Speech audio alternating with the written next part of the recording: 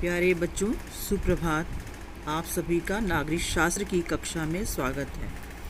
पिछले लेक्चर में मैंने तृतीय अध्याय समानता का समापन किया था। आज मैं चतुर्थ अध्याय सामाजिक न्याय का शुभारंभ करती हूँ। बच्चों, सबसे पहले न्याय क्या है इस विषय पर जानकारी देते हैं।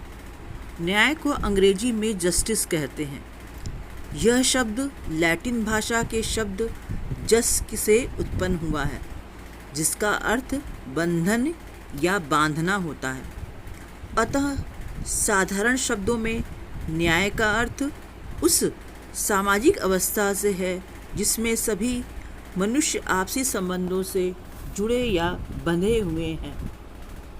विद्वान प्लेटो ने अपनी प्रसिद्ध पुस्तक रिपब्लिक में न्याय की परिभाषा व्यक्त करते हुए कहा है, राज्य के न्याय से अभिप्राय कर्तव्य को पूरा करने के संबंध में नागरिक की भावना है।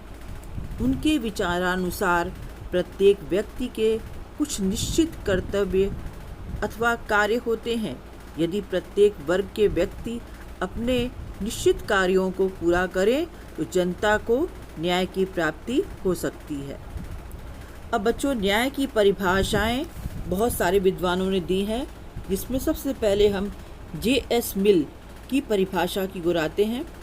उनके अनुसार ऐसी नैतिक मूल्यों की श्रेणियों का नाम न्याय है जो मानवीय कल्याण के लिए आवश्यक अवस्थाओं के साथ संबंधित होती है।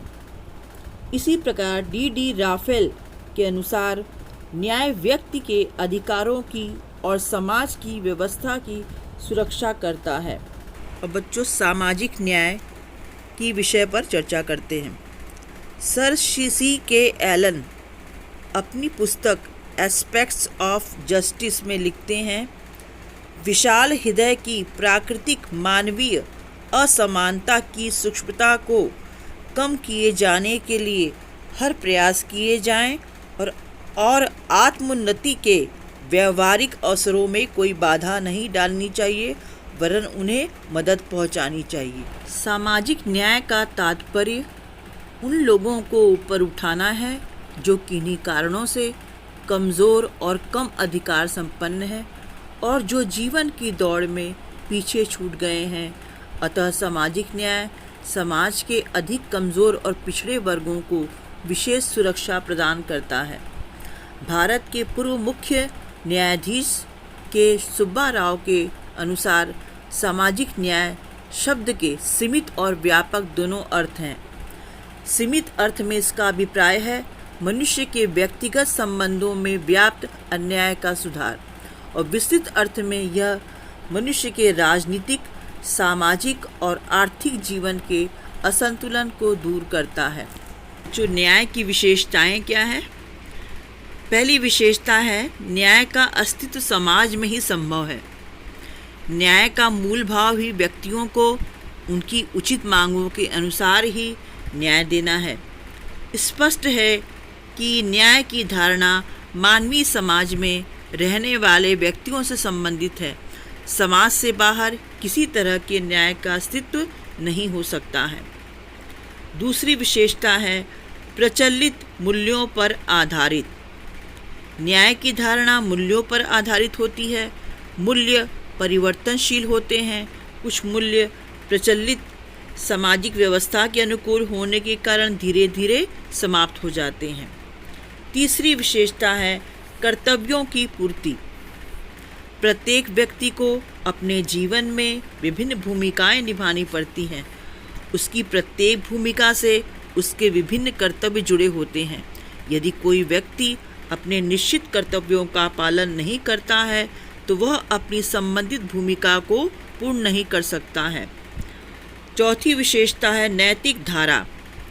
यह धारणा वास्तव में औचित्य और तर्कशीलता की धारणा है। किसी भी तत्व का उचित या अनुचित होने का निर्णय नैतिक मूल्यों पर निर्भर करता है।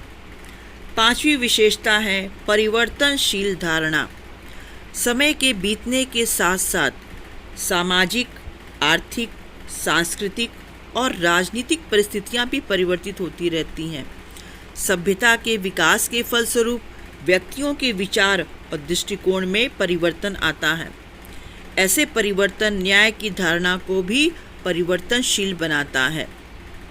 किसी समय में छुआछूत की प्रथा भारतीय समाज की एक महत्वपूर्ण विशेषता थी, परंतु आजकल हमारे देश में छुआछूत को कानूनी अपराध माना गया है। स्पष्ट है कि न्याय की धारणा एक परिवर्तनशील धारणा है।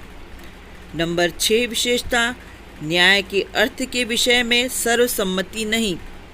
प्रसिद्ध यूनानी दार्शनिक प्लेटो ने न्याय का कई अर्थों में विचार किया। उनके अनुसार न्याय का भाव अपने निश्चित कार्यों की पूर्ति करना है। मध्यकाल में न्याय को धार्मिक रूप दिया गया और विभिन्न विचारकों ने कहा कि परमात्मा द्वारा स्थापित व्यवस्था में अपने कर्तव्यों को पूरा करना ही न्याय है। 7वीं विशेषता, बहुपक्षीय धारणा।